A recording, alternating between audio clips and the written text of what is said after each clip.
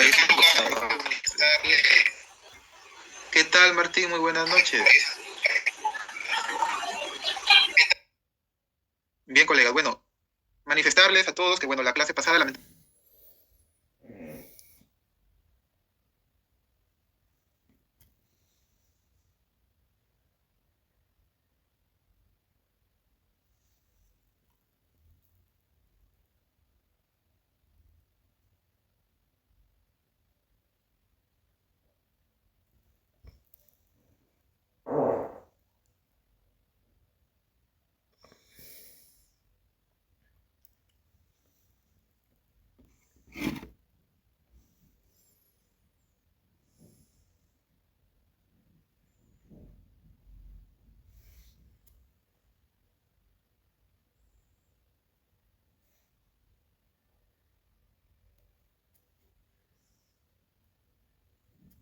Bien, colegas, ahora sí, de manera voluntaria, sí, quiero escucharles a ustedes qué les parece la propuesta. También pueden en pocas palabras escribir por el chat. ¿Me levantan la manito? A ver, Alejandro. ¿Qué tal, profesor? Respecto a los dos horarios que ha planteado para el día lunes, en mi caso, yo no tendría inconveniente con el segundo horario, o sea, el de 9 a 10 y media. Pasa que de 7 a 9 tengo otra formación online también, entonces, particularmente a mí sí se me dificulta el primer horario, ¿no? Pero entiendo que se haría en el horario que diga la mayoría. Ya, encantado, te agradezco por tu participación, estimado. A ver, vamos a considerar ello. Martín.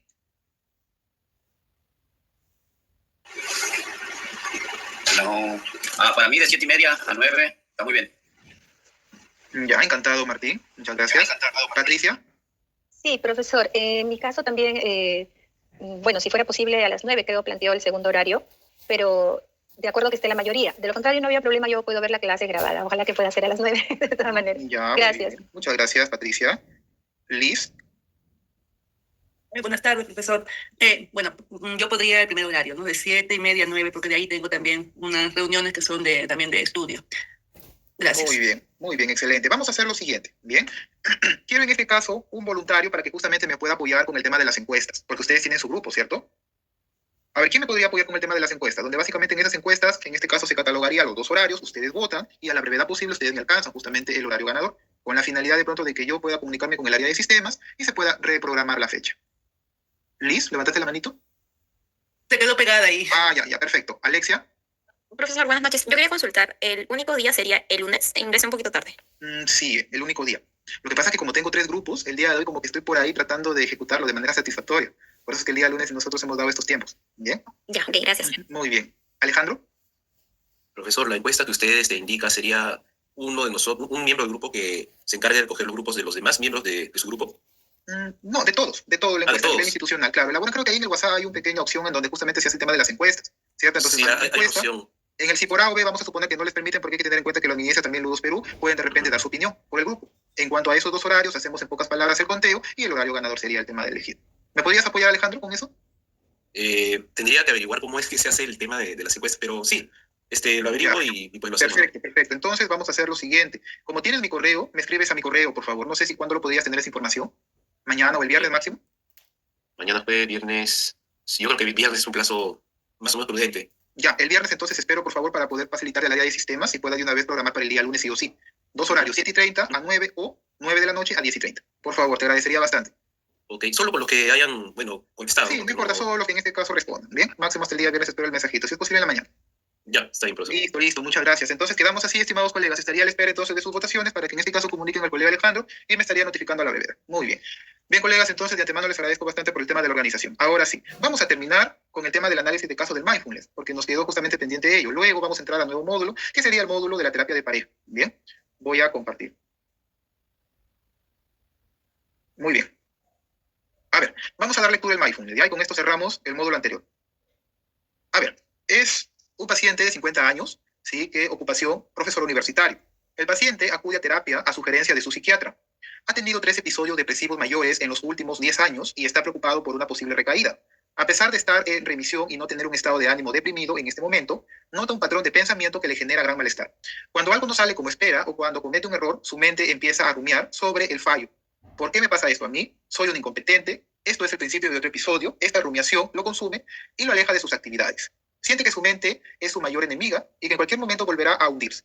Su principal objetivo es aprender a manejar estos patrones de pensamiento para evitar una futura recaída depresiva. Bien, colegas, ¿qué vamos a hacer con este caso? Como yo les especifiqué, en todos los casos, ya sea tanto en técnica de primera, segunda y tercera generación, nosotros vamos a aplicar de igual manera análisis funcional. Bien, porque por medio del análisis funcional nosotros vamos a decidir de pronto qué técnicas vamos a aplicar de la tercera generación. Inclusive esto nosotros lo habíamos aprendido la clase pasada. ¿Qué pasaría de pronto si es que yo me adelanto en poder aplicar mindfulness sin considerar el modo ser y el modo hacer? Entonces, para poder evitar ello, análisis funcional, ¿sí? Desde la perspectiva del mindfulness. Nosotros habíamos dado cuenta que este mindfulness no se va a centrar en el estado depresivo actual, ¿bien? Sino que se va a centrar en el pensamiento. ¿Y por qué en el pensamiento? Porque hay que considerar que dentro de la terapia cognitiva basada en mindfulness también trabaja la aceptación y trabaja justamente la difusión cognitiva, donde básicamente a través de esa técnica para poder lograr los 7 pilares al momento de la flexibilidad psicológica, el pensamiento pierde validez. Bien, ¿qué pasa en este caso para personas que han tenido múltiples episodios? ¿Sí? Como en este caso es el trastorno de ánimo, la mente va a asociar los estados de ánimos bajos con los patrones negativos. Bien, y acá lo comenzamos a analizar en el modelo ABC. ¿Cómo lo analizamos? Al sentir un poco de tristeza o estrés, correcto, que es la letra A, y eso nosotros lo habíamos explicado la clase pasada, ¿por qué? Porque aparentemente la A es una situación, y la situación son todas las cosas que nos rodean, pero acá nosotros hablamos de recaídas múltiples, y cuando justamente son recaídas múltiples, estimados colegas, las emociones y los sentimientos pasan a un nivel de situación, que sería la letra A. Por ende, es que se está considerando la tristeza o el estrés como una situación de recaída. Bien, ¿qué pasa allí? La mente de Roberto automáticamente activa el modo de rumiación. ¿Rumiación por qué motivo? Porque es un pensamiento ya recurrente. Bien, no estamos en pocas palabras indagando un análisis funcional a nivel primario, ¿sí? Puesto que en este caso Roberto tiene bastantes recaídas. ¿Qué pasa con ello? Intensifica, ¿sí? Intensifica el estado de ánimo negativo y lo predispone a una recaída. Recaída, letra C. ¿Por qué motivo? Porque justamente puede que, en este caso Roberto, evidencie rituales. Bien, de repente un tipo de ritual puede que justamente Roberto al tema de algunas conductas autolesivas. Bien, o de repente puede inclinarse, qué sé yo, a conductas evitativas de encerrarse en su cuarto y no salir durante todo el día. Bien, el objetivo de esta terapia, como habíamos hablado, es desactivar el patrón de respuesta automática. En pocas palabras, dejar de alimentar el pensamiento rumiante. Se ha creído conveniente, estimados colegas, diagnosticar un trastorno depresivo mayor. Nosotros hemos hecho psicoeducación acá, una antesala mediante este análisis funcional de conducta. Ahora nos vamos al plan de tratamiento. ¿Sí? En el plan de tratamiento, estimados colegas, vamos a trabajar con el tema de los pensamientos y emociones. Primero, hemos creído conveniente considerar en la fase 1, que justamente va a durar de la semana 1 y 2, la introducción a la atención plena. A ver, un colega, por favor, que me apoye con el tema de la reflexión. Un voluntario, una voluntaria, para que pueda dar lectura y su análisis de este caso, solamente la fase 1. A ver, ¿quién dijo yo? A ver, Alejandro. A ver, dice fase 1, introducción a la atención plena, semanas 1 y 2. Psicoeducación. Se le explica a Roberto la diferencia entre el modo hacer, el modo automático de la mente que trata de resolver y analizar los problemas, que en la depresión se vuelve rumiación, y el modo ser, el modo de atención plena, donde simplemente se observa la experiencia sin juzgarla. El segundo punto dice meditación del escaneo corporal. Se le guía a Roberto para que preste atención a las sensaciones físicas en su cuerpo, desde los pies hasta la cabeza. Esto lo ayuda a anclarse en el momento presente y a notar las sensaciones sin analizarlas ni juzgarlas. Bien, Alejandro, ¿qué opinas de la fase 1 de la introducción? Bueno, básicamente lo están... Yo recuerdo mucho un término que usan los psicoterapeutas hoy en día que le llaman piloto automático, ¿no? Entonces yo creo que se relaciona un poco con esto del modo hacer, ¿no? Que dice que es el modo automático, en que la mente trata de resolver y analizar los problemas que ya no nos detenemos a... ante la rumia, o por ejemplo, no resolvemos en el modo ser, ¿no? En la forma en que prestamos atención a las cosas que están sucediendo a nuestro alrededor y sin juzgarlas, ¿no? Y el segundo punto, bueno, de acuerdo al mindfulness también había leído un poco que se trata de tener experiencias sensoriales a través de los sentidos, quiero decir, ¿no? Por ejemplo, para poder conectarse con el momento presente. Y eso es a lo que hace hincapié en el segundo punto, ¿no? Muy bien, Alejandro, muchas gracias. Lo que pasa es que se debe considerar las creencias centrales. ¿Por qué motivo? Porque ¿qué tipo de pensamientos disfuncionales alimentan al modo ser? Si es que nosotros queremos de pronto retroceder al tema de las terapias de segunda generación. En las terapias de segunda generación hay que tener en cuenta que está Beck durante su teoría cognitiva en donde nos da prácticamente ese bosquejo y que en el fondo del océano están las creencias centrales, esas creencias centrales que de alguna u otra manera nuestro papá o nuestra mamá nos han originado en la infancia. Bien, ¿cómo es que justamente cuando una persona hoy en día está deprimida tiende a luchar por su vida? Tiende de pronto a desesperarse, o todo lo contrario. Vamos a suponer de que ese modo ser se fortaleció porque de repente, qué sé yo, hubo un abandono por parte de los progenitores que fue el padre y la madre. Y de alguna u otra manera, este sujeto, correcto, se crió con esa creencia central de que él no vale nada. Y si es que él no vale nada, ¿qué pasa cuando justamente le ataca la depresión? Va a tender a luchar. Bien, entonces de esa manera nosotros alimentamos el modo hacer. Bien, Alejandro, nómbrame un colega, por favor, para que continúe la fase número 2. Cualquiera. Rodríguez Luis. Muy bien, a ver, Rodríguez Luis. Hola, profesor. ¿Qué tal? Buenas noches a todos. Buenas noches, Luis. A ver, lectura de la fase número 2 y el análisis, por favor. Sí, a ver, empiezo. Dice fase 2, conexión con la experiencia y el patrón de rumiación. Meditación de la respiración. Se le entrena a usar la respiración como un ancla para su atención. Cada vez que su mente se va, por ejemplo, a un pensamiento de rumiación, se le instruye para que note el pensamiento y luego amablemente regrese su atención a la respiración. Eso no es para eliminar los pensamientos, sino para notar su presencia sin dejarse llevar por ellos. El otro punto, segundo, ejercicio de los pensamientos como nubes. Se le pide a Roberto que imagine que sus pensamientos son nubes que pasan por el cielo. No necesita tocarlas, analizarlas o cambiar de curso, solo observarlas. Solo observarlas. Por un ratito voy a colocar mis lentes un momento.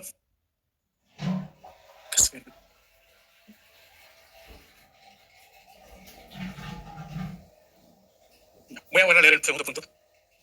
Ejercicio de los pensamientos como nubes. Se le pide a Roberto que imagine que sus pensamientos son nubes que pasan por el cielo. No necesita tocarlas, analizarlas o cambiar su curso, solo observarlas pasar. Esto fomenta el desapego y la difusión cognitiva. El tercer punto, reconocimiento de la rumiación.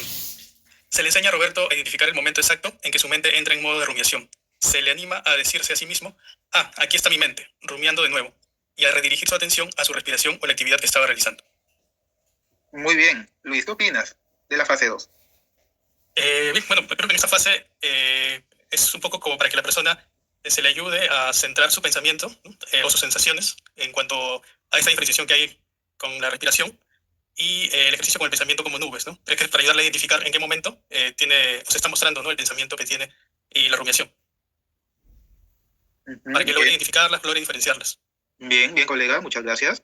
Si se dan cuenta, estimados colegas, en la fase número 2 se ha fusionado, ¿correcto? Se ha fusionado la difusión cognitiva, que es de pronto perder validez en cuanto al tema de este pensamiento rumiante, más de manera paralela a lo que viene a ser estos ejercicios de respiración. ¿Y por qué no poder de repente inclinarlo dentro de la fase 2, el tema de la estrategia del yoga? ¿No? ¿Por qué? Porque justamente mediante la respiración, ¿correcto? Nosotros vamos a relajar en primera instancia el cuerpo, nuevamente sale activo lo que viene a ser el sistema parasimpático y paralelamente a ello comenzamos de pronto a poder desglosar este pensamiento rumiante. Ese es por un lado. ¿De qué manera se complementa? Mediante las metáforas. Una de las metáforas que habíamos aprendido justamente son las metáforas del pensamiento como nubes. Si de repente queremos aplicar acá el yo, porque hay que considerar que el mindfulness viene a ser una técnica muy completa, en donde integra difusión cognitiva, respiración y el yo. Hay que tener en cuenta que el yo es subir a la montaña y desde la montaña observar el panorama de mi cuerpo. Bien, ¿qué es lo que observo en mi cuerpo? Todas estas reacciones fisiológicas que genera justamente esta depresión. Bien, muy bien entonces, colegas, excelente. A ver, colega Luis, un colega, por favor, nómbrame para que pueda detallar la fase número 3. Cualquiera. Martín de la Cruz. Parte 3. Aplicación de la atención plena en situaciones cotidianas.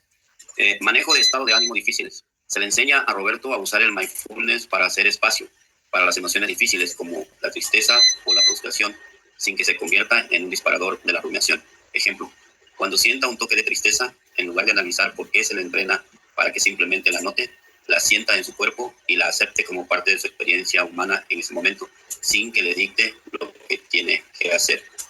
Integración en la vida diaria. Se le anima a incorporar el mindfulness en sus actividades diarias, como lavar los platos, caminar o comer. El objetivo es que la intención plena se convierta en una habilidad que puede usar en cualquier momento para interrumpir los patrones de pensamientos automáticos. Desarrollo de un plan de prevención. Se crea un plan personal para el futuro. Roberto identifica situaciones de alto riesgo para la rumiación y las recaídas. Y ya no miro más. ¿Puedes subir un poquito la...? Sí, excelente. Ahí terminamos. Ahí termina. ¿Qué opinas? Okay. En esta parte creo que es importante lo de la activación conductual, ¿verdad? Que es lo que va a ayudar a que él pueda distinguir entre lo que es un pensamiento que está allí y que si él se enfoca en él, pues le va a traer esa rumiación y ese problema que a él le estaba afectando en su forma de actuar. Pero si él hace esa activación, le va a permitir cambiar esa actitud que tiene por activar con sus actividades diarias, especialmente aquellas que normalmente en su vida común o cotidiana en la que no tiene problemas, cuando no tiene problemas, son las que le pueden ayudar a recobrar ese estado de ánimo que está perdiendo. Muy bien, Martín. Muchas gracias, colega. Y sí, efectivamente, si es que nosotros queremos trabajar lo que viene a ser prácticamente la prevención de recaídas a futuro, necesitamos establecer un plan de contingencia, donde justamente se pueda agregar todas las actividades placenteras que anteriormente para Roberto, era de manera satisfactoria, pero por el tema de la rumiación y justamente el tema de la bulia, la anedonia, el día de hoy no lo hace. Pero ¿qué hubiese pasado si de repente la mezcla de esa activación conductual lo hubiésemos aplicado antes de la difusión cognitiva? Entonces el resultado no hubiese sido satisfactorio y fabuloso. ¿Por qué motivo? Porque primero, de pronto comenzamos a hacer picadillo a ese pensamiento, por así decirlo, y luego dejamos que justamente el paciente, cuando ya conoce que simplemente es una vocecita que viene a su mente y que de alguna u otra manera se puede desboronar, permitir que el paciente pueda ahora sí notar cuáles son esas reacciones fisiológicas que recorre todo su cuerpo. Y ahí va mi pregunta. ¿Qué pasaría si de repente nosotros comenzamos primero aplicando el tema, por ejemplo, del manejo de los estados de ánimo, en poder hacer espacios? Como por ejemplo se le pide a Roberto, ¿sabes que cada vez que viene esa tristeza, siente cómo recorre tu cuerpo? ¿Y qué pasaría si de repente la difusión cognitiva lo hacemos después? ¿Ustedes creen que de repente sería algo fabuloso o sería algo contraproducente? Porque hay que tener en cuenta, yo les manifiesto lo siguiente, que en un primer momento yo les había comentado que para poder aplicar técnicas de tercera generación no se sigue, por así decirlo, un libreto o una estructura. Pero, ¿qué pasaría allí en ese caso? ¿Habría, en pocas palabras, ventajas? Si es que de repente la difusión cognitiva lo dejamos para el último y primero trabajamos mindfulness al momento de poder experimentar todas las reacciones fisiológicas. ¿Quién me dice? Y con esto cerramos. ¿Por qué ha pasado?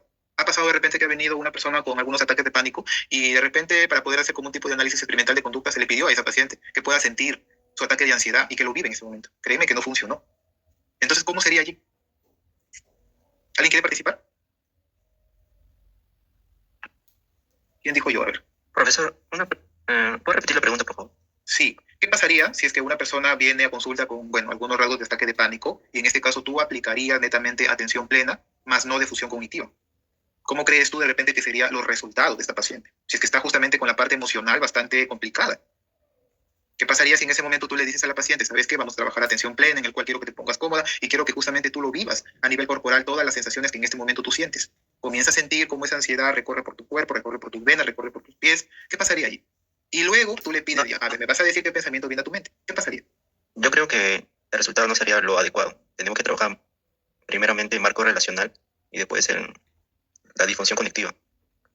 Y después en mind. Claro que sí, muy bien, claro que sí. Entonces, estimados colegas, para poder evitar todo eso, y con esto termino, un buen análisis funcional de conducta. No es porque de repente por ser técnica de tercera generación no vamos a aplicar el AEPC, al contrario, con mucha más razón. ¿Por qué? Porque hay que tener en cuenta de que justamente el paciente tiende de pronto a recaer, sobre todo cuando nosotros vamos al tema de la activación conductual. Es como, por ejemplo, ir al médico y el médico te dice tienes que salir más seguido al mall, ¿no? Obviamente es algo contraproducente para el tema del diagnóstico. Pero ¿qué pasaría si es que nosotros como psicoterapeutas comenzamos a aplicar desde marcos relacionales hasta inclusive el tema de la detección del modo A ser hasta el modo ser? Entonces, de esa manera, sí o sí nos va a generar resultados fabulosos. Al pie, estimados colegas, muchas gracias, colega, por tu participación. Tienen acá algunos videos, ya para que ustedes ya en su parte práctica clínica lo puedan visualizar. Bien, entonces eso sería todo referente al tema de las técnicas de tercera generación. Bien, el día de hoy nosotros iniciamos un nuevo módulo que viene a ser el módulo número 7, estimado, donde vamos a aprender diferentes técnicas. Claro, está todas las técnicas que nosotros estamos aprendiendo, lo vamos a aplicar, pero en este caso a una población de pareja. El día de hoy nosotros vamos a hablar acerca de la terapia de pareja, un enfoque basado en la investigación. Bien, vamos a analizar la siguiente introducción.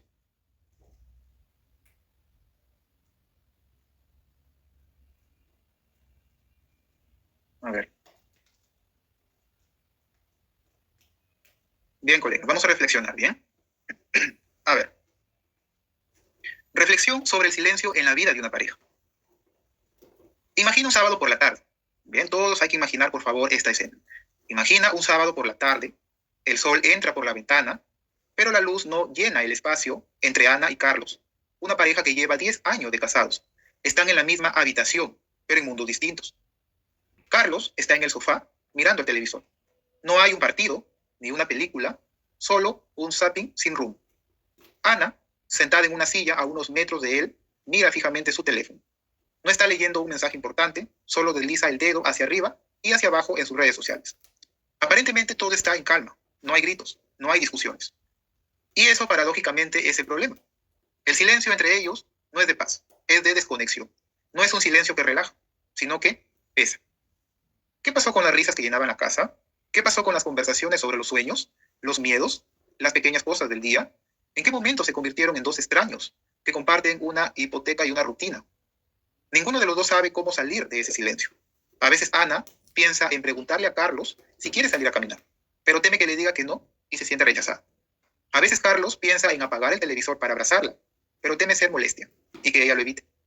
Ambos se culpan a sí mismos por el estado de la relación, creyendo que la culpa es suya. Ana piensa, tal vez no soy lo suficientemente interesante.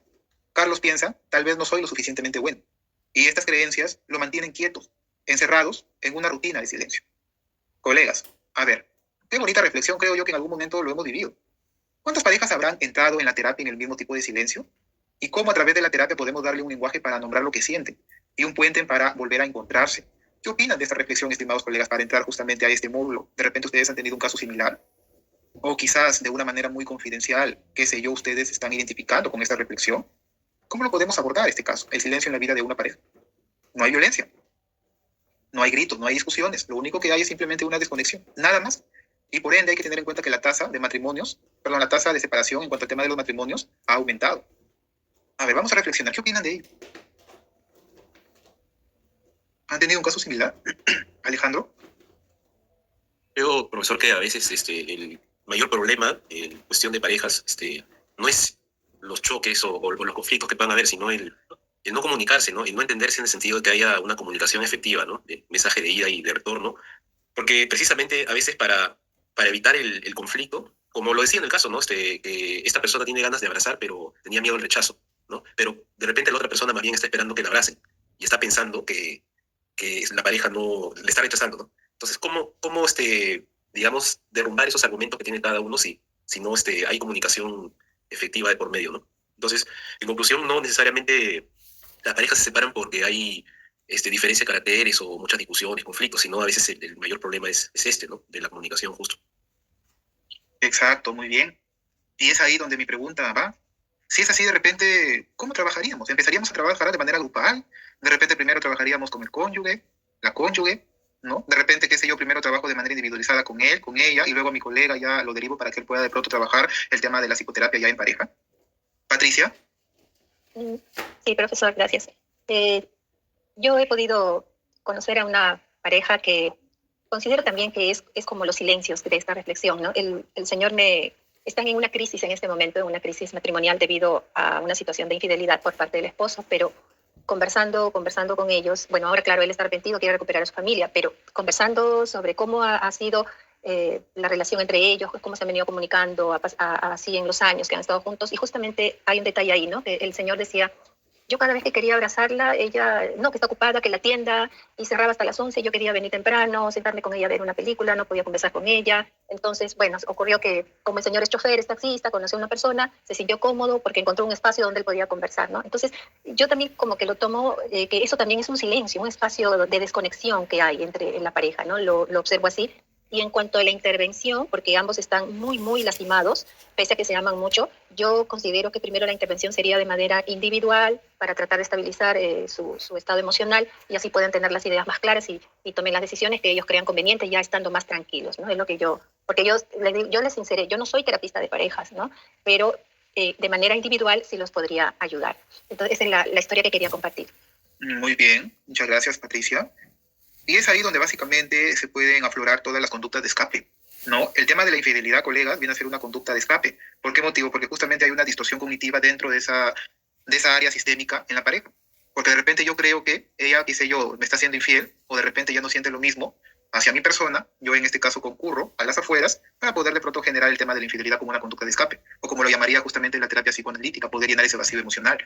Bien, entonces ahí justamente nosotros ya realizamos esta antesala en poder fortalecer este análisis funcional de conducta, porque nosotros no podemos pasar a tratamiento si es que el análisis funcional de conducta está impecable. Recuerden que ya no solamente es uno, son dos, bien, y de repente con la amante serían tres. Porque justamente también han llegado casos así, donde básicamente el cónyuge se ha separado básicamente con su pareja, ¿sí? Y a consulta llega con la amante.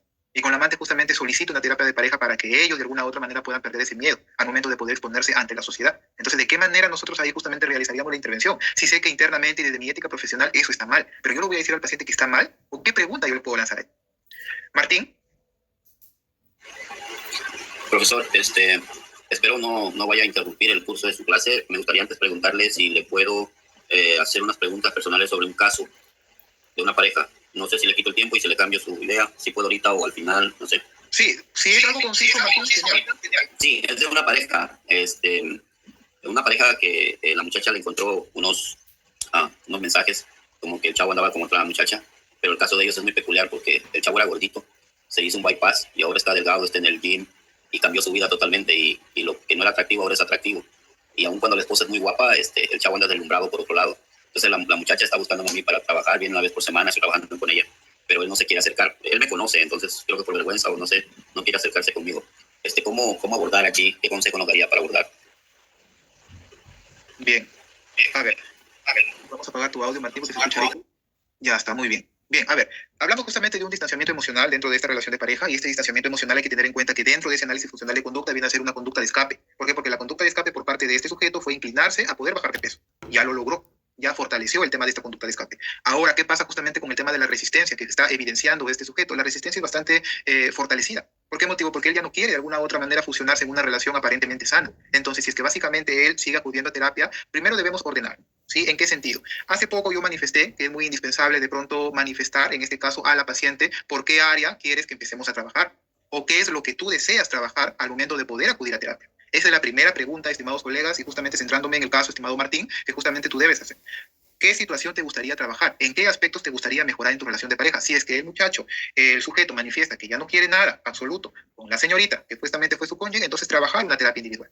Dentro de esa terapia individual hay que tener en cuenta que ya no tiene nada que ver con el tema de la pareja porque él ya lo decidió. Bien, si es que justamente él ya lo decidió poder trabajar el tema, qué sé yo, de poder reestructurar nuevamente su vida, trabajar con algunas creencias centrales. Porque hay que tener en cuenta que cuando una persona se separa, en este caso el caso de Martín, de alguna u otra manera lo que va a florecer son creencias centrales. Y una de las creencias centrales que justamente posiblemente está manifestando el paciente del colega es una versión positiva de su yo, pero es una versión muy exagerada porque hay que tener en cuenta que se está inclinando a un egocentrismo.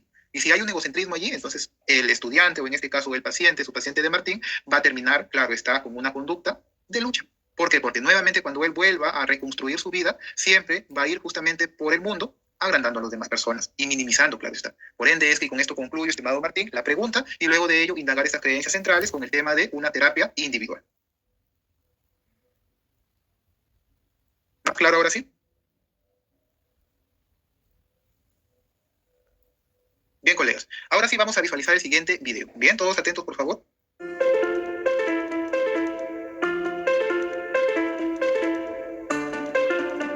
Los seres humanos somos dependientes por naturaleza, somos la especie más dependiente, se nos conoce como una especie ultrasocial, ¿no? Tenemos una capacidad de conectar con los demás, una necesidad además de conectar con los demás. Nosotros lo que tenemos es que poder ser interdependientes, ¿vale? Y para eso, además de la intimidad, tenemos que desarrollar la autonomía. Realmente llamaríamos dependencia emocional a la gente que de alguna manera tiene dificultades, para cualquiera de las dos, ¿eh? Para la autonomía o para la intimidad. Y entonces generan patrones dependientes. Cuando uno tiene una serie de carencias, elige desde ahí, como yo elijo desde ese miedo, elijo desde esa carencia, elijo a personas compatibles con esa carencia. Y aquí compatible no es una palabra buena, porque al ser compatible me mantiene en mi carencia, ¿vale? Por eso vemos que hay tantas personas en las que el desequilibrio es una pareja, una parte de la pareja está entregándose, ayudando, o el que hace por la relación, y la otra parte como que siempre está intentando despegarse, porque de alguna manera han buscado una relación complementaria. Para no relacionarnos desde la carencia, que sería la gran cuestión, ¿no? Vale, si nos relacionamos desde la carencia vamos mal, ¿cómo hacemos eso? Lo primero es ser consciente de nuestra carencia. Y no es nada fácil esto. Es difícil que con 18, 20, 20 y pico años uno sea consciente de su carencia. Este proceso no os atormentéis, suelen ocurrir a partir de los 40.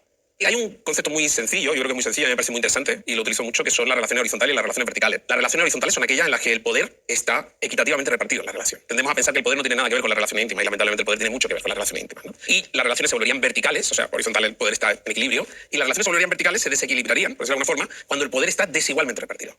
Poder tiene que ver con la capacidad de tomar decisiones, poder tiene que ver con control, pero poder también tiene que ver con responsabilidad. Ambos tienen posibilidad de tomar decisiones, ambos tienen control, ambos cuidan y son cuidados, ambos proveen y son provistos, ¿vale? Esto sería una relación horizontal. Y sería vertical cuando esto se desequilibra. Históricamente, las relaciones verticales han sido la norma.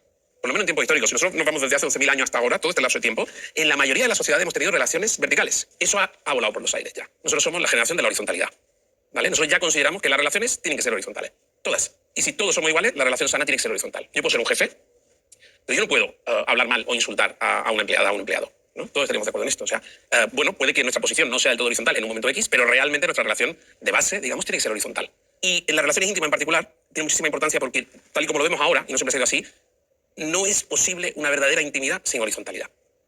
Realmente, para que haya una relación de intimidad, tú y yo tenemos que estar en el mismo plano de poder, no de funciones necesariamente, pero tiene que haber un mismo plano de poder, de manera que ambos estamos en esa relación porque queremos ir libremente. ¿Qué ocurre? Que no todo el mundo está preparado para tener relaciones horizontales. Porque las relaciones horizontales son difíciles, son complejas, precisamente porque si ambos tenemos el mismo poder, yo tengo menos poder, yo tengo menos control. Entonces yo me tengo que, o sea, si yo voy a intimar, yo tengo que abrirme e intimar con alguien que me puede hacer mucho daño.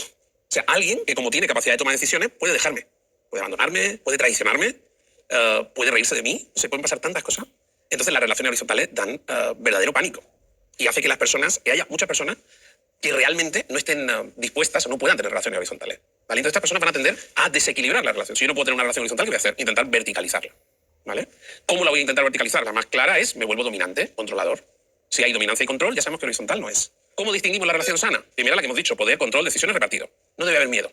Si hay miedo, miedo a que te enfades, miedo a que yo lo haga mal, miedo a no estar a la altura. Si hay miedo, eso no es una relación que esté funcionando demasiado bien, ¿no? Junto con el miedo, ¿cómo me siento en la relación? ¿Me siento relajado la mayor parte del tiempo? ¿Me siento tranquilo? ¿Puedo ser yo mismo en la relación? Cuando me ocurre algo malo, ¿me apetecería hablar con mi pareja? ¿Nos seguimos riendo juntos? Yo diría que la risa, a mí sí me gusta mucho porque se me estoy diciendo tontería, pero yo pienso que la gente que deja de reírse junta, sean amigos, sean parejas, no digo que estéis todo el día riéndoos, pero que conservan, ¿no?, esa naturalidad de la risa. Una pareja que no se ríe nada, yo qué sé, bueno, que puede haber, no digo que no hay gente muy seria por la vida, pero la risa, por si no la risa, por lo menos la capacidad de divertirnos juntos. El querer hacer cosas juntos porque nos divertimos haciendo cosas juntos. Querer hacer cosas separadas y tolerar, porque la relación sana no es una relación de fusión, ¿vale? Es una relación de interdependencia, la horizontal esta que decíamos, no una en la que nos fusionemos. Entonces hacemos cosas juntos y también hacemos cosas separadas y nos toleramos haciendo cosas separadas, ¿no? Yo diría que un poco estas son las indicaciones de que estás en una pareja sana o no estás en una pareja sana. No sé si os sirve. Si alguien va a salir de aquí va a terminar su relación.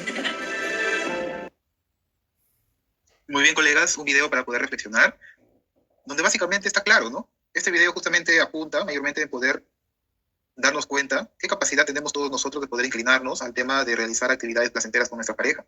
Pero estas actividades placenteras, según la TCC, y no salimos de la línea, es poder de repente reestructurar nuevamente todas esas actividades que anteriormente con mi pareja lo hacía. Pero por ahora, por falta de desconexión, yo ya no lo hago. Pero ¿de qué manera yo como especialista en TCC, estimados colegas, puedo implementar nuevamente este bosquejo a nivel de activación conductual si es que aún no he trabajado esta desconexión familiar en la pareja? No he trabajado de repente marcos relacionales en la pareja para que de alguna u otra manera ellos puedan conocer su origen de estas creencias centrales. Porque hay que tener en cuenta, como yo justamente acabo de manifestar, todas esas creencias centrales se dan al inicio de la infancia. Claro está, cuando nosotros hablamos de terapia de pareja, nuestra mente corre terapia sistémica. Bien, porque la terapia sistémica mayormente es el pionero, se podría decir, de poder trabajar todas estas técnicas a nivel de sistemas. Bien, pero ¿qué pasa con la TCC? La TCC en este caso, estimados colegas, se va a fortalecer netamente en este análisis funcional de conducta, como ya especifiqué. Luego de este análisis funcional de conducta, nosotros ayudamos a ambos cónyuges a que puedan detectar estos pensamientos más profundos. Bien, esos pensamientos más profundos que hoy en día acaban de florecer en ese sistema disfuncional. Cuando ambos cónyuges ya detectan, en pocas palabras, estas creencias centrales, ya sea a nivel de versión positiva, porque hay que tener en cuenta que la versión positiva genera lo que viene a ser el egocentrismo o la dependencia, como en el video acaba de manifestar, o también nosotros trabajamos en poder detectar todas estas versiones negativas en la pareja. Detectamos ello y trabajamos el tema de la reestructuración cognitiva. Y por qué no lo que viene a ser de repente el tema de las exposiciones o las técnicas de tercera generación. Entonces, se ha creído conveniente, estimados colegas, considerar este módulo 7, porque ustedes ya tienen una gama de técnicas y va a ser algo muy factible poder justamente realizar estos replay referente a un caso simulado. Bien, entonces vamos justamente realizando el tema de la introducción de la terapia de pareja según la TCC. ¿Cuál es el objetivo de la TCC, estimados colegas? En la terapia de pareja, bueno, acabamos de manifestar el tema de poder indagar todas estas creencias centrales, creencias intermedias, hasta llegar a pensamientos automáticos. Bien, ¿con qué finalidad? Con la finalidad de poder reestructurar pensamientos y con ello poder de repente generar actividades conductuales, emocionales, pero de una manera positiva, ¿correcto? Dentro del modelo A, B y C. ¿Qué más? Ahora nos vamos a las técnicas de habilidades de afrontamiento. Una vez que la pareja, en este caso, ha evidenciado, claro está, todas estas conductas y emociones positivas, comenzamos a enseñarles habilidades de afrontamiento, técnica de autoinstrucciones, técnica de solución de problemas, técnica de repente de distracción del pensamiento, etc. ¿Por qué? Porque la pareja prosperó. Bien. Otro objetivo general de la TCC es que justamente ayuda a promover una relación más satisfactoria y funcional. Dentro de ello, estimados colegas, también justamente nosotros podemos integrar el tema de las tareas para casa. Bien, eso no quiere decir que justamente cuando ustedes saquen la certificación de TCC, solamente se van a enfocar en TCC, porque hay que tener en cuenta que si es que nosotros nos enfocamos en las 200 tareas, correcto, de la terapia breve, son un montón de tareas que nosotros podemos, qué sé yo, trabajar en acompañamiento, correcto, con la pareja, así como también en psicoterapia, para poder darle de pronto todas estas tareas en casa y poder fortalecer la llama del amor. Bien, acá nosotros tenemos algunos ejemplos, ¿no? Cuando uno se muestra distante, el otro se vuelve más insistente, lo que genera más distancia. Vamos a analizar esto. Cuando uno se muestra distante, esto es una conducta, ¿cierto? ¿Qué tipo de conducta será el hecho de distanciarse? Conducta por evitación. Evitación, correcto. El cónyuge tiende a evitar, se muestra muy distante. La otra persona, insistente. ¿Qué es insistente? Una conducta de... ¿Qué es insistente? Lucha, bien, una conducta de lucha. Yo estoy luchando, correcto, porque justamente veo que mi pareja se está distanciando. ¿Qué es lo que genera esto? Más distancia. Bien. No sé si ustedes se acuerdan del ciclo coercitivo que habíamos aplicado justamente en el módulo número 5, me parece, o la acomodación familiar. Acá hay una acomodación familiar. Acá justamente lo que podemos observar es un ciclo coercitivo, donde básicamente el cónyuge se aleja, yo insisto, y lo que genera es más distancia. Bien, todo ello se debe justamente trabajar una psicoeducación por separado, ojo, por separado a la pareja. Otro ejemplo, cambiar el ciclo. Tú nunca me escuchas, por eso ya no te hablo, por una comunicación más asertiva. Yo pregunto, ¿cómo sería una comunicación asertiva ante esta manifestación? ¿Cómo podríamos de pronto reestructurar una comunicación más asertiva ante esta? A ver, ¿quién me ayuda? Alejandro. De repente, tratando de no irnos a los extremos, ¿no? De no usar estas palabras polarizadas como nunca siempre, ¿no? Comenzando por ahí, me parece. Entonces, en vez de decir, tú nunca me escuchas, de repente, a veces siento que como si no me estuvieras escuchando, por ejemplo, ¿no? O sea, es decir, a veces siento, o sea, me lo estoy atribuyendo a mí, la situación me lo estoy atribuyendo a mí. Y por otro lado, no estoy utilizando polo como nunca o siempre, ¿no? Entonces creo que por ahí podría darse a entender algo muy parecido, pero sin que suene tan agresivo. Claro que sí, muy bien, muchas gracias, colega. Entonces, justamente esa es una clave en terapia de pareja, que no podemos hablar por la otra persona. Ojo, para poder empezar siempre tenemos que hablar por uno mismo, colegas. Yo, en la tarde, no me sentí escuchado, no me sentí escuchada. Te lo doy a saber, quisiéramos de pronto ver qué estrategia podemos solucionar en ese momento. Pero ¿qué pasaría si básicamente la emoción está alterada? Psicoterapia de pareja. Bien, ¿con qué finalidad? Con la finalidad de pronto de poder establecer técnicas de relajación. Porque yo entiendo, sé que es un poco complicado el hecho de poder reestructurar la versión negativa a una versión positiva y poder expresar.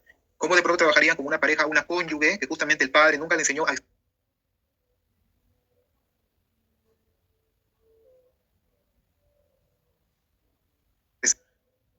expresarse? Una creencia central. O sea, es un mundo. Bien, y para que nosotros podamos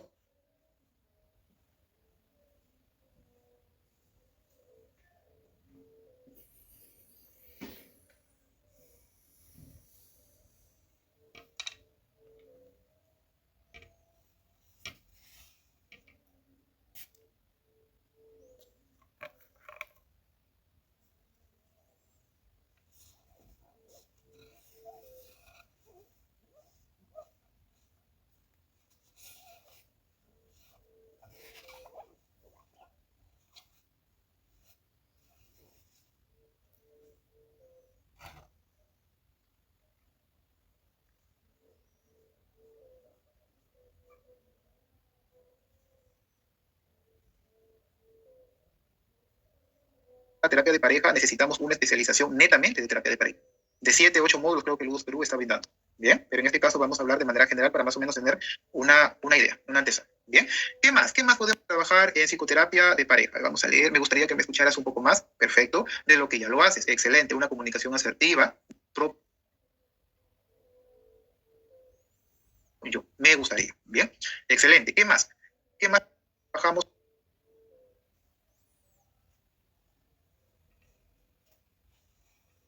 Psicoterapia de pareja. A ver, vamos a dar énfasis en el comportamiento de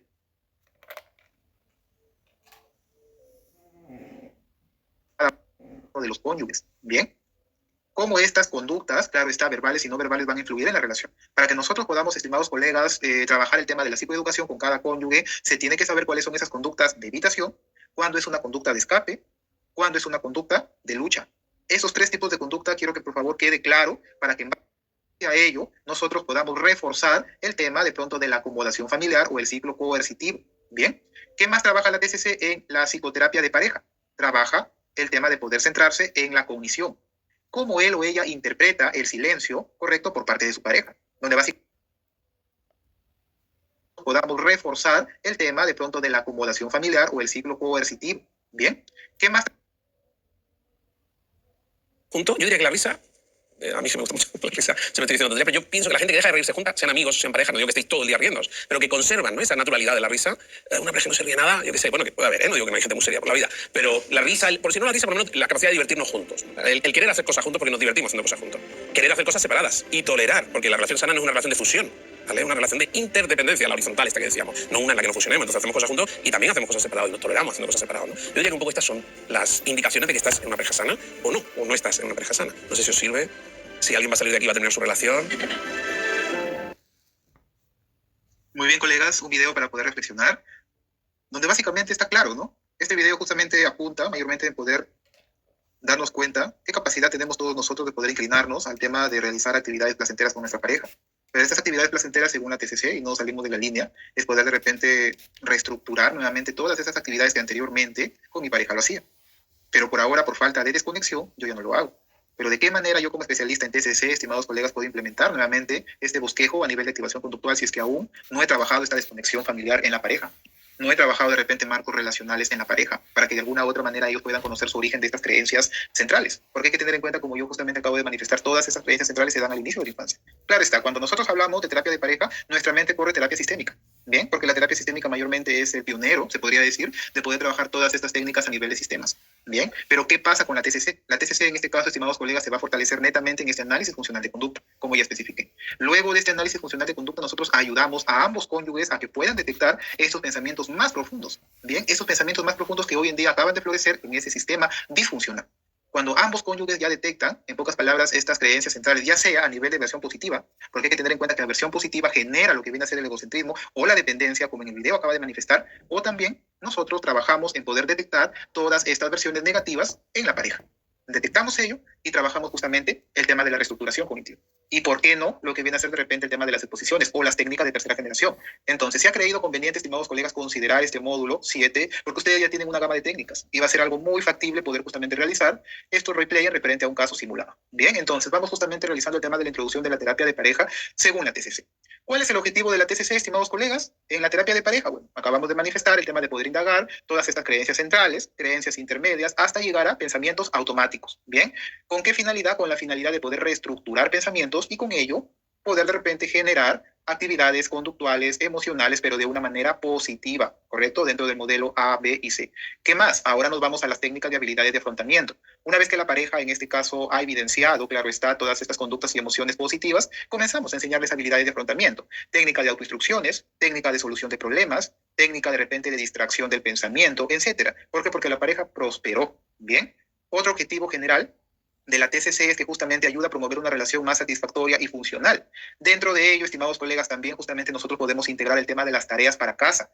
Bien, eso no quiere decir que justamente cuando ustedes saquen la certificación de TCC, solamente se van a enfocar en TCC, porque hay que tener en cuenta que si es que nosotros nos enfocamos en las 200 tareas, correcto, de la terapia breve, son un montón de tareas que nosotros podemos, qué sé yo, trabajar en acompañamiento, correcto, con la pareja, así como también en psicoterapia, para poder darle de pronto todas estas tareas en casa y poder fortalecer la llama del amor. Bien, acá nosotros tenemos algunos ejemplos, ¿no? Cuando uno se muestra distante, el otro se vuelve más insistente, lo que genera más distancia. Vamos a analizar esto. Cuando uno se muestra distante, esto es una conducta, ¿cierto? ¿Qué tipo de conducta será el hecho de distanciarse? Conducta por evitación. Evitación, correcto. El cónyuge tiende a evitar, se muestra muy distante. La otra persona, insistente. ¿Qué es insistente? Una conducta de... ¿Qué es insistente? Lucha, bien, una conducta de lucha. Yo estoy luchando, correcto, porque justamente veo que mi pareja se está distanciando. ¿Qué es lo que genera esto? Más distancia. Bien, no sé si ustedes se acuerdan del ciclo coercitivo que habíamos aplicado justamente en el módulo número 5, me parece, o la acomodación familiar. Acá hay una acomodación familiar. Acá justamente lo que podemos observar es un ciclo coercitivo, donde básicamente el cónyuge se aleja, yo insisto, y lo que genera es más distancia. Bien, todo ello se debe justamente trabajar una psicoeducación por separado, ojo, por separado a la pareja. Otro ejemplo, cambiar el ciclo. Tú nunca me escuchas, por eso ya no te hablo, por una comunicación más asertiva. Yo pregunto, ¿cómo sería una comunicación asertiva ante esta manifestación? ¿Cómo podríamos de pronto reestructurar una comunicación más asertiva ante esta? A ver, ¿quién me ayuda? Alejandro. De repente, tratando de no irnos a los extremos, ¿no? De no usar estas palabras polarizadas como nunca siempre, ¿no? Comenzando por ahí, me parece. Entonces, en vez de decir, tú nunca me escuchas, de repente, a veces siento como si no me estuvieras escuchando, por ejemplo, ¿no? O sea, es decir, a veces siento, o sea, que me lo estoy atribuyendo a mí, la situación me lo estoy atribuyendo a mí. Y por otro lado, no estoy utilizando polo como nunca o siempre, ¿no? Entonces creo que por ahí podría darse a entender algo muy parecido, pero sin que suene tan agresivo. Claro que sí, muy bien, muchas gracias, colega. Entonces, justamente esa es una clave en terapia de pareja, que no podemos hablar por la otra persona. Ojo, para poder empezar siempre tenemos que hablar por uno mismo, colegas. Yo, en la tarde, no me sentí escuchado, no me sentí escuchada. Te lo doy a saber, quisiéramos de pronto ver qué estrategia podemos solucionar en ese momento. Pero ¿qué pasaría si básicamente la emoción está alterada? Psicoterapia de pareja. Bien, ¿con qué finalidad? Con la finalidad de pronto de poder establecer técnicas de relajación. Porque yo entiendo, sé que es un poco complicado el hecho de poder reestructurar la versión negativa a una versión positiva y poder expresar. ¿Cómo de pronto trabajarían con una pareja, una cónyuge, que justamente el padre nunca le enseñó a expresarse?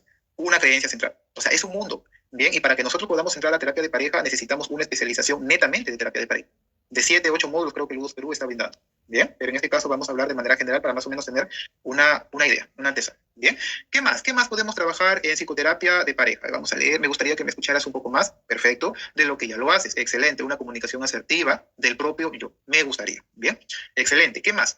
¿Qué más trabajamos en psicoterapia de pareja? A ver, vamos a dar énfasis en el comportamiento de cada uno de los cónyuges. Bien, cómo estas conductas, claro está, verbales y no verbales, van a influir en la relación. Para que nosotros podamos, estimados colegas, trabajar el tema de la psicoeducación con cada cónyuge, se tiene que saber cuáles son esas conductas de evitación, cuándo es una conducta de escape, cuándo es una conducta de lucha. Esos 3 tipos de conducta quiero que por favor quede claro para que en base a ello nosotros podamos reforzar el tema de pronto de la acomodación familiar o el ciclo coercitivo. Bien, ¿qué más trabaja la TCC en la psicoterapia de pareja? Trabaja el tema de poder centrarse en la cognición. Cómo él o ella interpreta el silencio correcto por parte de su pareja. Donde básicamente en el caso anterior yo como pareja observo que mi pareja de pronto el día de hoy llegó del trabajo bastante cansada. Pero días anteriores, cada vez que llega ella a casa, siempre me da un beso de buenas noches. Entonces, ¿cómo yo interpreto esa situación? Posiblemente está molesta conmigo, posiblemente, qué sé yo, se ha visto con otro o ha tenido un mal día. Todo ello influye netamente en el tema justamente del comportamiento y la emoción. ¿Qué estamos haciendo? AFC, análisis funcional de conducta. Bien, ¿qué más trabaja? Trabaja el tema de las contingencias. Las contingencias es justamente todo tipo de conducta, ya sea de cualquier cónyuge, que va a reforzar la conducta del otro. Como por ejemplo, yo me muestro distante, pero al mismo tiempo te insisto, ¿no? ¿Con qué finalidad? Con la finalidad de pronto de que des tu brazo a torcer y básicamente nuevamente comencemos de cero. Cuando ella se queja, él se retira. ¿Qué pasa con esta conducta? Él está evitando, una conducta evitativa. ¿Y qué pasa ahí en conclusión? Se refuerza la queja constante, bien, a nivel de creencia central, bien. Luego de ello, ¿qué más trabaja justamente la TCC en pareja, estimados colegas? Se enfoca en el presente, bien, en el aquí y el ahora. Acá de pronto puede que ustedes apliquen el tema del mindfulness, ¿no? A nivel de atención plena. ¿Por qué motivo? Porque justamente cuando ustedes van a estar en terapia de pareja, la mayoría, y casi un 80% de las parejas, siempre trae su mochila cargada y siempre va a manifestar todas las cosas que han pasado en una vida anterior. Claro está, en esa vida anterior, ustedes tienen que de pronto, qué sé yo, especificar que existe todas estas creencias nucleares, pero se acabó. El día de hoy trabajamos creencias centrales y creencias nucleares. Ya conoces cuáles son tus creencias nucleares que se originaron en la infancia. Ahora, ¿qué podemos trabajar para poder de pronto, qué sé yo, fortalecer el aspecto sexual entre tu pareja y tú? En el aquí y el ahora. Y ustedes de repente pueden agregar, qué sé yo, el tema de las metáforas acá. Bien, acá tenemos un ejemplo. Aunque en el pasado hubo traición, ahora el problema es la vigilancia excesiva y la falta de confianza diaria. ¿Por qué motivo? Porque esta creencia central de la traición dio lugar a que justamente se pueda evidenciar conductas a nivel de lucha y conductas justamente a nivel de evitación. Todo ello, estimados colegas, trabaja la TCC en terapia de pareja, más o menos para que nos pueda quedar claro. Bien, ejemplos, por favor, colegas. Cualquiera de los 4 aspectos, ya sea comportamiento, cognición, contingencias o enfoque en el presente. Para ver si es que ha quedado claro. ¿Me levantan la manito? ¿Ejemplos? A ver, vamos con Patricia. Sí, profesor, justamente el caso de la pareja que les compartí, observo que, por ejemplo, la esposa está excesivamente, yo diría, hipervigilante, a pesar de que ya han conversado y bueno, y no puede ella evitar por la misma desconfianza que se le ha generado ante la situación. Entonces, eso es lo que está ocurriendo, ¿no? Con ella. ¿Dónde lo podemos agregar allí, estimada colega? ¿En el comportamiento, cognición, contingencias o enfoque en el presente? Me parece que enfocarse en el presente, una activación conductual, ¿no? Para que pueda, bueno, hasta que pueda estabilizarse esa parte de la desconfianza poco a poco, ¿no? Con las terapias. Ya, muy bien. Muchas gracias, colega. Hay que recordar, estimados colegas, que el insight no hay. Bien, no existe el insight en la terapia de pareja en el primer momento. Pero para poder trabajar el insight, hacemos psicoeducación. Inclusive, a comparación de otros problemas emocionales, más el tema de la terapia, la psicoeducación, nosotros podemos incluso trabajar entre 5 sesiones una psicoeducación durante una fase 1. ¿Por qué? Porque como yo les estoy manifestando, la terapia de pareja es bastante larga. Bien, hablamos prácticamente de 17 sesiones hasta 24 sesiones para poder reconstruir nuevamente una infidelidad. Si es que justamente el objetivo principal es eso, porque llega a consulta un caso de infidelidad y simplemente tú le preguntas. Bien, le preguntas, ¿qué es lo que quieres trabajar con ella? Quiero nuevamente reconstruir, en pocas palabras, el amor que anteriormente se perdió. Bien, eso es todo. A pesar de que básicamente tú tengas esa impotencia de poder aconsejarle, pero nosotros nos damos consejos de que se separe. Entonces hay que tener mucho cuidado allí. Christopher. Buenas noches, profesor. Sí, Bueno, un ejemplo también de contingencia, justamente quedándonos con ese mismo ejemplo señalado allí, dice, ¿no? Cuando ella se queja, él se retira. Entonces, que él se retire hace que refuerce la queja constante, correcto. Pero tomando ese mismo ejemplo, se me ocurre, ¿no? Otra contingencia sería que el hecho de que ella comunique las cosas en forma de queja refuerza que él también se incomoda y por lo tanto se retira, pues, ¿no? O sea, otra perspectiva de esta misma situación. Claro que sí, porque hay que tener en cuenta que esa queja ya se convirtió en crítica. Bien, y hay que considerar que dentro de la terapia de pareja se trabajan los 4 jinetes del apocalipsis. Bien, una cosa es queja y otra cosa es crítica. Bien, entonces un buen ejemplo claro. Muchas gracias, colega. Richard. Sí, buenas noches. Tengo la cámara apagada porque el internet lo tengo un poco bajo. Yo me ponía a pensar, hace tiempo tenía una pareja que se planteaba la separación porque su esposo roncaba mucho. O sea, el hecho del ronquido era para ella tan incómodo que ya era insoportable, aparte de otros temas de la vida cotidiana, ¿no? Entonces, el hecho de ya no soportar el ronquido para ella significaba que el marido no se esforzaba pues en atender su reclamo. Y esto estaba influyendo en la relación, ¿no? Entonces, el énfasis en el comportamiento, y hablan de un comportamiento verbal y no verbal. Bueno, al final se acostumbraron a vivir así, ¿no? Pero ya en camas separadas, cada uno tenía su cuarto, para que pues, la esposa duerma tranquila y no lo moleste al esposo. Pero ahí está, ¿no? O sea, al final encontraron una estabilidad dentro de la disfuncionalidad, pero ciertamente no se ha resuelto el problema, ¿no? El alejamiento que hoy existe, pues, entre comillas, a causa del ronquido, pero de fondo ya se enfrió la relación, de fondo ya cada uno vive su mundo, vive su historia, incluso hay situaciones casi de infidelidad propia de cada uno, pues que no se enteran, ¿no? Eso es un poquito lo que me ha venido a la mente viendo el tema de énfasis en comportamiento. Muy bien, colega, te agradezco por tu participación. Lo que pasa es que la TCC, estimado, no permite eso, dormir en camas separadas. A pesar de que de repente nosotros queremos nuestra tranquilidad por el tema del ronquido de mi pareja. Bien, no hay que olvidar, conducta evitativa. Bien, y esa conducta evitativa, correcto, a la larga, ¿sí? Se convierte básicamente en un trastorno. De repente un trastorno de ansiedad o de repente un trastorno a nivel de conducta sexual. ¿Qué pasa con esta creencia central? En caso de lo que está manifestando el colega Richard, esta creencia central, donde básicamente él quería, o ella, perdón, quería tener su tranquilidad. Entonces, de alguna u otra manera, esta creencia central, ¿qué fortaleció? Fortaleció simplemente la parte parental, donde básicamente esa parte parental fluía de manera satisfactoria, pero la conyugal, como él manifiesta, comenzó a deteriorarse. Y es ahí donde ingresa también la terapia sistémica, donde básicamente nosotros en psicoeducación podemos, qué sé yo, dibujar 2 polos, no 2 círculos, conyugal, parental, cerrados. Y lo hablamos justamente acerca del área de los sistemas. Martín. Profesor,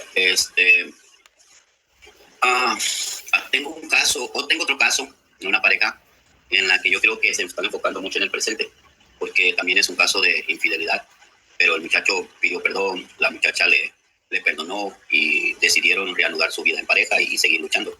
Solo que la vigilancia de la muchacha hacia él es exagerada. O sea, le llama cada rato por videollamada, le pide que le muestre, es trailero, le pide que le muestre todo el carro, donde está, le cerró todas sus cuentas en Facebook, en todo lo que tenía, cerró todo. Si quiere salirse a cortar el cabello, pues no puede ir solo, tiene que acompañarlo a ella, tiene que esperar que ella la acompañe. O sea, es un control, inclusive la tarjeta de dinero lo anda ella y anda sin un peso. O sea, aunque tenga hambre no puede comer nada, no anda ni un peso. La tarjeta lo maneja ella cuando va a comer o cuando va a hacer algo, ella le tiene que transferir un dinero para que pueda comprar algo. O sea, es exagerado. Estoy trabajando con ellos, pero es un poquito pesado la forma en la que ella está actuando. Muchas gracias por compartir tu ejemplo, estimado Martín. Lo que pasa es que ella tiene que tener conocimiento de que simplemente las conductas, ¿sí?, de lucha están generando un alivio temporal nada más del síntoma.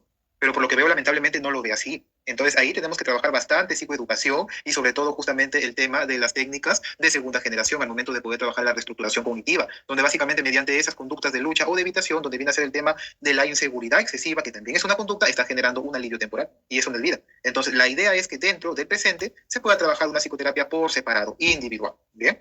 Bien, colegas, entonces ya tenemos conocimiento qué es lo que trabaja la TCC en la terapia de pareja. Tenemos modelos, ¿sí?, en las cuales mediante esos modelos va a ser una base principal para que nosotros podamos, en este caso, trabajar una psicoterapia en sí. En primera instancia, estimados colegas, bueno, este autor es muy conocido por todos, ¿sí?, John Gottman, donde básicamente él en la Universidad de Washington, ¿sí?, utilizó justamente su teoría mediante un laboratorio del amor, donde básicamente él incluso tendió a incluir varias parejas, que justamente en cuanto al tema de esas dificultades que las parejas presentaban, él comenzó a indagar cuáles son esas conductas de lucha y cuáles son esas conductas evitativas. Dentro de ellos, claro estaba de pronto el tema de la infidelidad, estaba también el tema de la violencia física, estaba la violencia psicológica, etc. Cuando él justamente y sus colaboradores comenzó de pronto a estudiar, identificó ciertos patrones de interacción, que en este caso lo único que justamente encaminaba era el tema del fracaso en la relación. En base a ese análisis minucioso que Gottman en este caso utilizó, él tendió a bautizarlo con el nombre de los 4 jinetes del apocalipsis. Él manifiesta que justamente si es que se ejecuta esos 4 jinetes del apocalipsis, entonces ya esa pareja está encaminada al divorcio y ya no queda más que trabajar allí. Sin embargo, ¿qué pasaría de pronto si es que 2 jinetes del apocalipsis se da y los otros 2 jinetes del apocalipsis aún están en pleno proceso de desarrollo? Aún la pareja puede inclinarse a una psicoterapia. Claro, está de manera individual. ¿Por qué motivo? Porque los 4 jinetes del apocalipsis, si es que se dan juntos, va a terminar en una violencia y posiblemente en un caso de feminicidio. Bien, entonces hay que tener mucho cuidado con ello. Bien. Ahora, acá tenemos los 4 jinetes del apocalipsis, estimados colegas. Tenemos el primer jinete, que él tendió a bautizarlo como la crítica. El segundo, tenemos al desprecio. El tercero, la actitud defensiva. Y el cuarto, el obstruccionismo. Cuando en este caso John Gottman utilizó el tema de la crítica, hay que tener en cuenta que primero es una queja. Justo el colega estaba manifestando acá el ejemplo. Primero se inicia con una queja. ¿Qué pasa si es que justamente no se trabaja psicoeducación para poder de pronto extinguir esa queja? Se convierte en crítica. Que en esa crítica hay que tener en cuenta que viene a ser ya un ataque verbal, claro está, a nivel psicológico, que va en contra de las cualidades de la persona, cualidades, potencialidades justamente del cónyuge. Acá tenemos un ejemplo. Nunca haces nada bien en esta casa.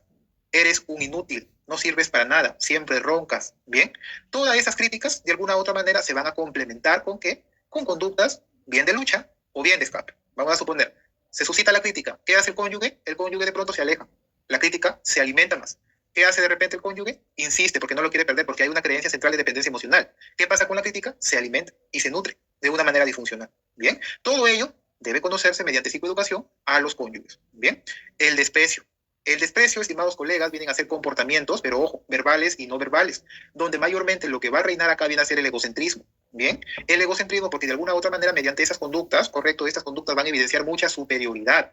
Viene de repente el tema de algún sarcasmo, burlas, algunos gestos de sentimientos, correcto, que de alguna u otra manera va a generar este tipo de violencia y también va a generar todas estas conductas de escape y de evitación. Acá tenemos un ejemplo. Rueda los ojos y dice, qué tonto eres, como siempre. Se acerca justamente, qué sé yo, el cumpleaños de la pareja, pero en pocas palabras la cónyuge no le quiere dar un abrazo porque el día de hoy no se bañó, porque hacía mucho frío. Inclusive me ha llegado parejas así, donde básicamente está en etapa de invierno y justamente por el problema de falta de aseo tendieron a separarse. Y lo que reinaba era el tema del desprecio. ¿Por qué? Porque justamente había una creencia central bastante perfeccionista de la cónyuge que lo único que quería es dormir en camas separadas. Inclusive ya se estaba volviendo un caso de toque, porque cada vez que justamente su pareja se acostaba en su cama, ella cada media hora tendía a cambiar la sábana de la cama. Entonces fue un caos. No se pudo trabajar terapia de pareja sin antes haber trabajado la terapia individual. Bien. ¿Qué más? Tenemos la actitud defensiva. La actitud defensiva, estimados colegas, ¿sí? Lo que va a pasar es poder alimentar la conducta. Bien. La conducta tanto a nivel de crítica, así como también una conducta de escape. La actitud defensiva es básicamente la respuesta, ¿sí? La respuesta que te va a dar tanto el cónyuge o la cónyuge cuando se siente en desprecio o cuando justamente está recibiendo la crítica. Bien. Acá tenemos un ejemplo. Y tú también lo haces todo mal. Así que no me vengas a reclamar. Hay una respuesta lógica, negativa, claro está, por parte de todos estos ataques a nivel de crítica y desprecio, sin que asuma la responsabilidad. Bien.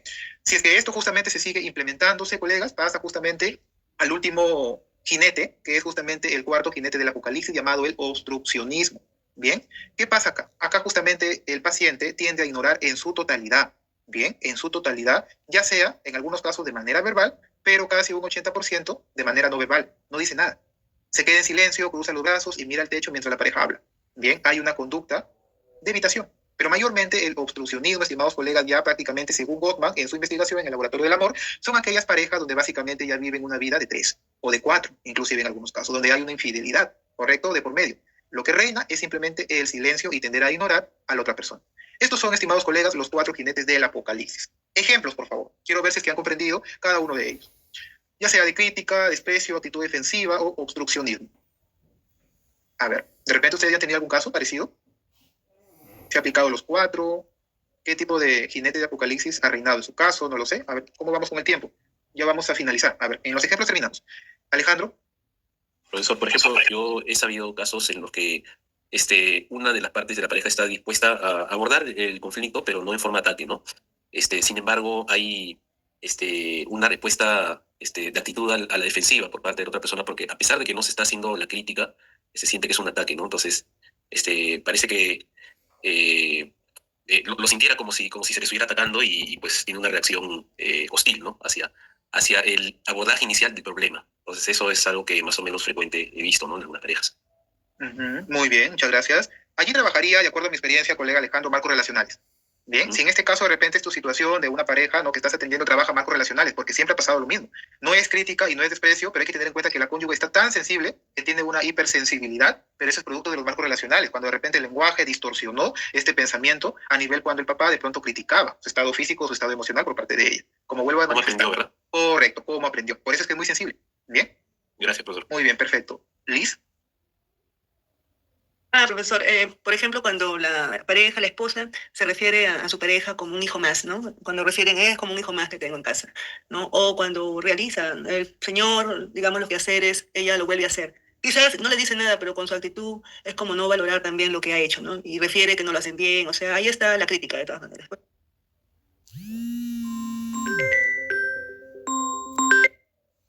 Un poco de desprecio, pues. Ujú, muy bien, colega, excelente. Martín.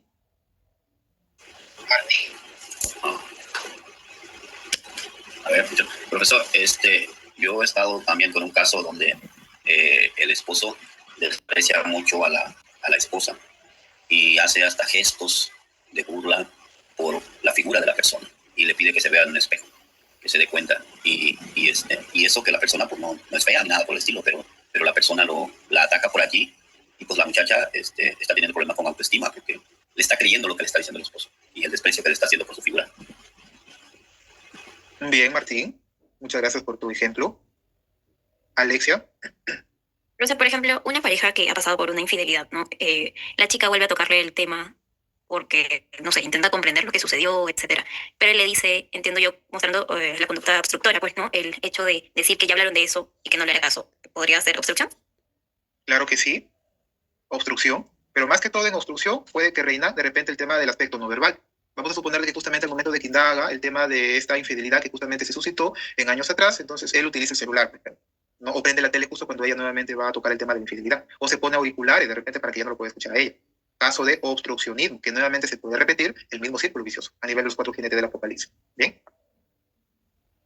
Muy bien. Bien, entonces, estimados colegas, nos vamos a quedar allí en esta diapositiva. La próxima semana continuamos ya con los predictores de la estabilidad relacional de Goldman. Bien, entonces, estimados colegas, una vez más, muchísimas gracias. Estimado Alejandro, no te vayas a olvidar, por favor, quedo contigo referente al tema del informe para seleccionar de una vez el horario de la recuperación de clase para el otro lunes de manera tentativa. Bien, el horario de 7:30